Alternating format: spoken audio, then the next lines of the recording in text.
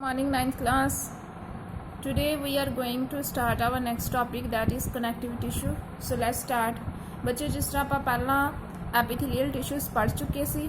ਐਪੀਥੀਲੀਅਲ ਟਿਸ਼ੂਸ ਆਪਾਂ ਪੜ੍ਹ ਚੁੱਕੇ ਹਾਂ 4 ਟਾਈਪਸ ਦੇ ਹੁੰਦੇ ਆ ਤੇ ਉਹ ਸਾਡੀ ਬੋਡੀਜ਼ ਦੀਆਂ ਕਵਰਿੰਗ ਦੇ ਵਿੱਚ ਪ੍ਰੈਜ਼ੈਂਟ ਹੁੰਦੇ ਆ ਲਾਈਕ ਸਕਿਨ ਜਾਂ ਆਰਗਨ ਕਵਰਿੰਗਸ ਦੇ ਵਿੱਚ। ਹੁਣ ਨੈਕਸਟ ਆਪਾਂ ਪੜ੍ਹਨ ਜਾ ਰਹੇ ਹਾਂ connective tissue. So let's start. Blood is a type of connective tissue. ਇਹਦੇ ਵਿੱਚ ਜਿਹੜੀ ਸਭ ਤੋਂ most common example that is blood. Why would it be called connective tissue. ਹੁਣ ਤੁਹਾਨੂੰ ਪਤਾ ਹੈ ਕਿਹੜਾ ਬਲੱਡ ਇਹਨੂੰ ਕਨੈਕਟਿਵ ਟਿਸ਼ੂ ਕਿਉਂ ਬੋਲਦੇ ਆ। A clue is provided in the introduction of this chapter. Now let us look at this type of tissue in some more detail. ਇਹਦਾ ਜਿਹੜਾ ਕਲੂ ਸੀ ਉਹ ਇੰਟਰੋਡਕਸ਼ਨ ਦੇ ਵਿੱਚ ਉਹਨਾਂ ਨੇ ਦੱਸ ਦਿੱਤਾ ਸੀ। ਆਪਾਂ ਇੰਟਰੋਡਕਸ਼ਨ ਦੇ ਵਿੱਚ ਹੀ ਪੜ੍ਹ ਚੁੱਕੇ ਹਾਂ ਕਿ ਜਿਹੜਾ ਬਲੱਡ ਆ ਹਰ ਇੱਕ ਜਗ੍ਹਾ, ਠੀਕ ਆ, ਹਰ ਇੱਕ ਪਾਰਟਸ ਨੂੰ ਮਟੀਰੀਅਲ ਜਿਹੜਾ ਹੈ ਟਰਾਂਸਪੋਰਟ ਕਰਦਾ ਹੈ ਔਰ ਹਰ ਇੱਕ ਪਾਰਟ ਨੂੰ ਦੂਸਰੇ ਪਾਰਟ ਦੇ ਨਾਲ ਕਨੈਕਟ ਕਰਦਾ ਹੈ। ਹੁਣ ਇਹਨੂੰ ਆਪਾਂ ਹੋਰ ਡਿਟੇਲ ਦੇ ਵਿੱਚ ਪੜਾਂਗੇ। The cells of connective tissues are loosely spaced and embedded in an intercellular matrix। ਬੱਚਿਓ ਜਿਹੜੇ ਕਨੈਕਟਿਵ ਟਿਸ਼ੂਜ਼ ਦੇ ਸੈੱਲ ਹੁੰਦੇ ਆ ਉਹਨਾਂ ਦੇ ਵਿੱਚ ਬਹੁਤ ਜ਼ਿਆਦਾ ਸਪੇਸ ਹੁੰਦੀਆਂ ਨੇ, ਠੀਕ ਆ। ਜਿਵੇਂ ਆਪਾਂ ਐਪੀਥੀਲੀਅਲ ਟਿਸ਼ੂਜ਼ ਦੇ ਵਿੱਚ ਪੜ੍ਹ ਚੁੱਕੇ ਸੀ ਕਿ ਉਹਨਾਂ ਦੇ ਸੈਲਸ ਦੇ ਵਿੱਚ ਜਿਹੜੀਆਂ ਇੰਟਰਸੈਲੂਲਰ ਸਪੇਸਿਸ ਉਹ ਬਹੁਤ ਘੱਟ ਹੁੰਦੀਆਂ ਨੇ, ਬਟ ਕਨੈਕਟਿਵ ਟਿਸ਼ੂਜ਼ ਦੇ ਵਿੱਚ ਬਹੁਤ ਜ਼ਿਆਦਾ ਸਪੇਸਿਸ ਹੁੰਦੀਆਂ ਨੇ ਸੈਲਸ ਦੇ ਵਿੱਚ ਔਰ ਇਹ ਮੈਟ੍ਰਿਕਸ ਦੇ ਵਿੱਚ ਜਿਹੜੇ ਆ ਪ੍ਰੈਜ਼ੈਂਟ ਹੁੰਦੇ ਆ, ਠੀਕ ਆ। The matrix may be jelly like fluid dense or rigid. Matrix ਕਿਹਨੂੰ ਬੋਲਦੇ ਆ ਕਿ ਜੈਲੀ ਲਾਈਕ ਜਿਹੜਾ ਸਬਸਟਾਂਸ ਆ ਉਹ ਬਲੱਡ ਦੇ ਵਿੱਚ ਪ੍ਰੈਜ਼ੈਂਟ ਹੁੰਦਾ ਹੈ। ਅਸੀਂ ਉਹਨੂੰ ਫਲੂਇਡ ਵੀ ਬੋਲ ਸਕਦੇ ਹਾਂ, ਠੀਕ ਆ। ਔਰ ਇਹ ਡੈਂਸ ਹੁੰਦਾ, ਬਹੁਤ ਸੰਘਣਾ ਹੁੰਦਾ ਹੈ, ਥੋੜ੍ਹਾ ਇਹਦੇ ਵਿੱਚ ਰਿਜਿਡਿਟੀ ਵੀ ਪ੍ਰੈਜ਼ੈਂਟ ਹੁੰਦੀ ਆ। The nature of matrix differ in concordance with the function of the particular connective tissue. ਹਾਂਜੀ, ਜਿਹੜਾ ਮੈਟ੍ਰਿਕਸ ਆ ਨੇਚਰ ਦੇ ਵਿੱਚ ਡਿਫਰੈਂਟ ਹੁੰਦਾ ਹੈ। ਹੁਣ ਇਹ ਡਿਪੈਂਡ ਕਰਦਾ ਹੈ ਕਿ ਕਨੈਕਟਿਵ ਟਿਸ਼ੂ ਕਿਹੜਾ ਹੈ। Take a drop of blood on a slide and observe different cells present in it under a microscope। ਤੁਸੀਂ ਬਲੱਡ ਨੂੰ observe ਕਰਨਾ ਹੈ ਅੰਡਰ ਆ ਮਾਈਕਰੋਸਕੋਪ। ਇਸ ਕਰਕੇ ਸਲਾਈਡ 'ਤੇ ਤੁਸੀਂ ਇੱਕ ਡ੍ਰੌਪ ਉਹਦੀ ਲੈ ਲਓ ਔਰ ਉਹਨੂੰ ਮਾਈਕਰੋਸਕੋਪ ਦੇ ਨੀਚੇ ਚੈੱਕ ਕਰੋ, observe ਕਰੋ, ਠੀਕ ਆ। ਤੁਹਾਨੂੰ ਉਹਦੇ ਜਿਹੜੇ ਸੈਲਸ ਆ ਉਹ ਦਿਖਾਈ ਦੇਣਗੇ। Blood has a fluid liquid matrix called plasma. ਹਾਂਜੀ, ਕਿ ਜਿਹੜਾ ਬਲੱਡ ਦਾ ਫਲੂਇਡ ਹੁੰਦਾ ਹੈ, ਭਾਵ ਜਿਹੜਾ ਮੈਟ੍ਰਿਕਸ ਹੁੰਦਾ ਉਹਨੂੰ ਅਸੀਂ ਪਲਾਜ਼ਮਾ ਬੋਲਦੇ ਹਾਂ। ਇਨ ਵਿੱਚ red blood cells, white blood cells and platelets are suspended. ਉਹਦੇ ਵਿੱਚ ਬਲੱਡ ਦੇ ਵਿੱਚ 3 ਟਾਈਪਸ ਆਫ ਸੈਲਸ ਹੁੰਦੇ ਆ, RBC, WBC ਔਰ platelets. The plasma contains protein, salt and hormones. ਜਿਹੜਾ ਪਲਾਜ਼ਮਾ ਹੈ ਉਹ ਬਲੱਡ ਦਾ ਹੀ ਇੱਕ ਪਾਰਟ ਹੁੰਦਾ ਹੈ, ਠੀਕ ਆ। ਯੈਲੋਇਸ਼ ਕਲਰ ਦਾ ਹੁੰਦਾ ਹੈ। ਇਹਦੇ ਵਿੱਚ ਬਹੁਤ ਸਾਰੀਆਂ proteins, salt and hormones present ਹੁੰਦੇ ਆ। Blood flows and transport gases, digested food, hormones and waste material to different parts of the body. ਸਾਡੀ ਬਾਡੀ ਦੇ ਵਿੱਚ ਜਿੰਨੀ ਵੀ ਮਟੀਰੀਅਲਸ ਦੀ ਟਰਾਂਸਪੋਰਟੇਸ਼ਨ ਹੋ ਰਹੀ ਹੈ, ਚਾਹੇ ਗੈਸ ਭਾਵ ਆਕਸੀਜਨ ਹੋਵੇ, ਕਾਰਬਨ ਡਾਈਆਕਸਾਈਡ ਹੋਵੇ, ਸਾਡਾ ਡਾਈਜੈਸਟਿਡ ਫੂਡ ਹੋਵੇ, ਸਾਡੇ ਹਾਰਮੋਨਸ ਹੋਣ ਜਾਂ ਸਾਡਾ ਜਿਹੜਾ ਵੇਸਟ ਮਟੀਰੀਅਲ ਹੈ, ਇੱਕ ਪਾਰਟ ਤੋਂ ਦੂਸਰੇ ਪਾਰਟ ਤੱਕ ਬਾਡੀ ਦੇ ਵਿੱਚ ਕੌਣ ਟਰਾਂਸਪੋਰਟ ਕਰ ਰਿਹਾ ਹੈ? Blood. Next, bone is another example of a connective tissue. After blood bone ਜਿਹੜੀ ਆ ਉਹ ਵੀ ਇੱਕ ਤਰ੍ਹਾਂ ਦੀ ਕਨੈਕਟਿਵ ਟਿਸ਼ੂਜ਼ ਦੀ ਐਗਜ਼ਾਮਪਲ ਆ। It forms a framework that supports the body. ਤੁਹਾਨੂੰ ਪਤਾ ਹੈ ਕਿ ਬੋਨਸ ਤੋਂ ਹੀ ਸਾਡੀ ਬਾਡੀ ਦਾ ਸਕੈਲਟਲ ਸਿਸਟਮ ਬਣਦਾ ਹੈ, ਫਰੇਮਵਰਕ ਬਣਦਾ ਹੈ ਜਿਹੜਾ ਸਾਡੀ ਬਾਡੀ ਨੂੰ ਕੀ ਪ੍ਰੋਵਾਈਡ ਕਰਦਾ ਹੈ? ਸਪੋਰਟ ਪ੍ਰੋਵਾਈਡ ਕਰਦਾ ਹੈ। ਈਵਨ ਕਿ ਸਾਡੀ ਬਾਡੀ ਦੇ ਇੰਟਰਨਲ ਆਰਗਨਸ ਨੂੰ ਵੀ ਪ੍ਰੋਟੈਕਟ ਕਰਦਾ, ਜਿਵੇਂ ਸਾਡੀਆਂ ਰਿਬ ਕੇਜ ਹੁੰਦੀਆਂ ਨੇ, ਠੀਕ ਆ, ਜਾਂ ਸਾਡਾ ਜਿਹੜਾ ਸਕਲ ਹੁੰਦਾ ਹੈ, ਓਕੇ। ਸਾਡੇ ਡਿਫਰੈਂਟ ਜਿਹੜੇ ਆਰਗਨਸ ਆ ਬਾਡੀ ਦੇ ਉਹਨਾਂ ਨੂੰ ਇਹ ਪ੍ਰੋਟੈਕਟ ਕਰਨ ਦੇ ਵਿੱਚ ਸਾਡੀ ਹੈਲਪ ਕਰਦੇ ਆ। It also anchors the muscles and supports the main organ of the body. ਇਹਦੇ ਨਾਲ ਨਾਲ ਜਿਹੜੇ ਮਸਲਸ ਆ ਉਹ ਵੀ ਸਾਡੇ ਬੋਨਸ ਦੇ ਨਾਲ ਹੀ ਅਟੈਚ ਹੁੰਦੇ ਆ, ਠੀਕ ਆ। ਔਰ ਸਾਡੇ ਜਿਹੜੇ ਆਰਗਨਸ ਹੁੰਦੇ ਆ ਬਾਡੀ ਦੇ ਉਹਨਾਂ ਨੂੰ ਸਪੋਰਟ ਇਹ ਕੀ ਪ੍ਰੋਵਾਈਡ ਕਰਦੇ ਆ। It is a strong and non flexible tissue. ਜਿਹੜਾ ਬੋਨ ਹੈ ਬਹੁਤ ਜ਼ਿਆਦਾ ਸਟਰੋਂਗ ਹੁੰਦਾ ਹੈ, ਹਾਰਡ ਹੁੰਦਾ ਹੈ ਔਰ ਨਾਨ ਫਲੈਕਸੀਬਲ ਟਿਸ਼ੂਜ਼ ਤੋਂ ਬਣਦਾ ਹੈ। ਨਾਨ ਫਲੈਕਸੀਬਲ ਜਿਹਦੀ ਫਲੈਕਸੀਬਿਲਿਟੀ ਬਹੁਤ ਘੱਟ ਹੁੰਦੀ ਆ। Bone cells are embedded in a hard matrix that is composed of calcium and phosphorus compounds. Bones ਦਾ ਵੀ ਆਪਣਾ ਇੱਕ ਮੈਟ੍ਰਿਕਸ ਹੁੰਦਾ ਹੈ। ਉਹ ਮੈਟ੍ਰਿਕਸ ਕਾਹਦਾ ਬਣਦਾ ਹੈ? ਕੈਲਸ਼ੀਅਮ ਤੇ ਫਾਸਫੋਰਸ ਮਿਨਰਲਸ ਤੋਂ।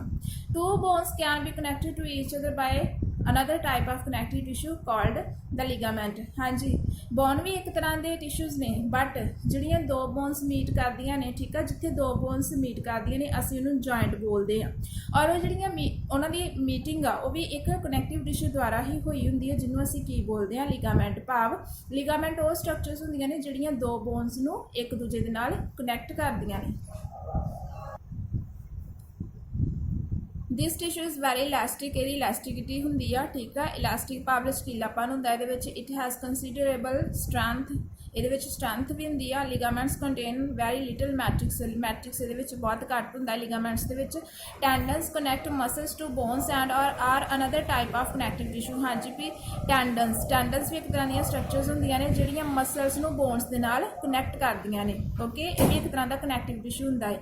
ਲਿਗਾਮੈਂਟ ਟੂ ਬੋਨਸ ਨੂੰ ਇੱਕ ਦੂਜੇ ਨਾਲ ਕਨੈਕਟ ਕਰਦਾ ਹੈ, ਬਟ ਮਸਲਸ ਨੂੰ ਬੋਨਸ ਦੇ ਨਾਲ ਕਨੈਕਟ ਕੌਣ ਕਰਦਾ ਹੈ? ਟੈਂਡਨਸ। ਠੀਕ ਆ, ਟੈਂਡਨਸ ਆਰ ਫਿਬਰਸ ਟਿਸ਼ੂ, ਇਹ ਵੀ ਇੱਕ ਤਰ੍ਹਾਂ ਦੇ ਫਿਬਰਸ ਟਿਸ਼ੂ ਹੁੰਦੇ ਆ with great strength but limited flexibility. ਇਹਦੀ ਫਲੈਕਸੀਬਿਲਿਟੀ ਘੱਟ ਹੁੰਦੀ ਆ ਔਰ ਸਟਰੈਂਥ ਜ਼ਿਆਦਾ ਹੁੰਦੀ ਹੈ। Next, another type of connective tissue, cartilage, has vitally spaced cell। हाँ जी, cartilage भी एक तरह के connective tissues होंगे हैं जिन्होंने विच जिहड़े cells आ बहुत ज़्यादा spaced होंगे हैं। ठीक है, intercellular spaces बहुत ज़्यादा होंदियां ने। The solid matrix is composed of proteins and sugars। इहदे विच जिहड़ा matrix हुंदा है काहदा बनिया हुंदा है? proteins ते sugars दा। Cartilage smooths bone surface at joints and is also present in the nose, ear, trachea and larynx। जिहड़े cartilage होंदे आ, ठीक आ, जिहड़ियां bones ਦੀਆਂ ਸਰਫੇਸ ਹੁੰਦੀਆਂ ਨੇ ਉਹਨਾਂ ਨੂੰ ਸਮੂਥ ਰੱਖਦੇ ਆ। ਇਹਦੇ ਨਾਲ ਨਾਲ ਸਾਡੇ ਨੋਜ਼, ਸਾਡੇ ਈਅਰ ਵਾਲੇ ਪਾਰਟ ਔਰ ਟਰੈਕੀਆ ਜਿਹੜੇ ਸਾਡੀ ਵਿੰਡ ਪਾਈਪ ਹੁੰਦੀ ਆ ਔਰ ਲੇਰਿੰਗਸ ਜਿਹੜਾ ਸਾਡੇ ਥਰੋਟ ਦੇ ਵਿੱਚ ਪ੍ਰੈਜ਼ੈਂਟ ਹੁੰਦਾ ਹੈ, ਇਹ ਸਾਰੇ ਕਿਹਦੇ ਤੋਂ ਬਣੇ ਹੁੰਦੇ ਆ? ਕਾਰਟਿਲੇਜ ਤੋਂ। We can fold the cartilage of the ears but we can not bend the bones in our arms.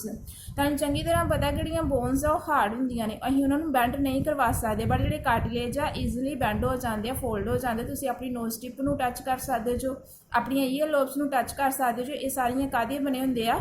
Cartilage ਦੇ। Think of how the two tissues are different. So ये दोनों एक टिश्यूज़ ही होंगे, बोन भी एक tissue होंगे तो cartilage भी एक टिश्यू होंगे, बट दोवें एक दूजे नालों डिफरेंट होंगे। ठीक है, next, areolar connective tissue is found between the skin and muscles, around blood vessels and nerves, and in the bone marrow. It fills the space inside the organs, supports internal organs and help in repair of tissues। ठीक है, areolar connective tissue एक तरह के tissues होंगे जो साढ़े skin ते muscles दे विच पाए जाते हैं। भाव स्किन ते मसल्स दोवें एक दूजे नाल कंबाइन होंगे, कनैक्ट होंगे by that this type of tissues.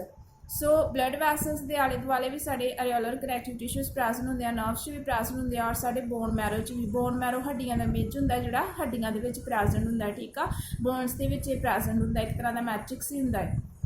सो इस दे नाल नाल ये ऑर्गनस जोड़े होंगे उन्होंने भी जी अंदरली साइड स्पेस होंगे उन्होंने फिल करते हैं और साढ़े जोड़े इंटरनल ऑर्गनस होंगे उन्होंने सपोर्ट प्रोवाइड करते हैं और जो टिश्यूज़ आ उन्होंने रिपेयरिंग भी करते हैं। Where are fat stored in our body. ਜਿਹੜੀਆਂ ਫੈਟਸ ਆ ਸਾਡੀ ਬਾਡੀ ਦੇ ਵਿੱਚ ਕਿੱਥੇ ਸਟੋਰ ਹੁੰਦੀਆਂ ਨੇ? Fat storing adipose tissue is found below the skin and between the internal organs. ਜਿੰਨੀਆਂ ਵੀ ਫੈਟਸ ਹੁੰਦੀਆਂ ਨੇ ਉਹ ਐਡੀਪੋਸ ਟਿਸ਼ੂਜ਼ ਦੇ ਵਿੱਚ ਸਟੋਰਡ ਹੁੰਦੀਆਂ ਨੇ, ਯਾਦ ਰੱਖਣਾ ਤੁਸੀਂ। ਔਰ ਇਹ ਕਿੱਥੇ ਪ੍ਰੈਜ਼ੈਂਟ ਹੁੰਦੀ ਆ? ਸਕਿਨ ਦੇ ਬਿਲੋ ਪ੍ਰੈਜ਼ੈਂਟ ਹੁੰਦੇ ਆ ਜਾਂ ਫਿਰ ਸਾਡੇ ਇੰਟਰਨਲ ਆਰਗਨਸ ਦੇ ਬਿਟਵੀਨ ਪ੍ਰੈਜ਼ੈਂਟ ਹੁੰਦੇ ਆ, ਵਿੱਚ ਪ੍ਰੈਜ਼ੈਂਟ ਹੁੰਦੇ ਆ। So the cells of this tissues are filled with fat globules. So इस तरह जोड़े एडिपोस टिश्यू के सैल होंगे सारे कि स्टोर होए होंगे आ? फैट्स दे नाल। ठीक है, storage of fats also let it act as a insulator. So जिहड़ियां स्टोरेज होंदियां ने फैट्स दियां, ठीक है, इन्हां टिश्यूज़ दे विच एक तरह का इंसुलेटर के तौर पर भी एक्ट करते हैं।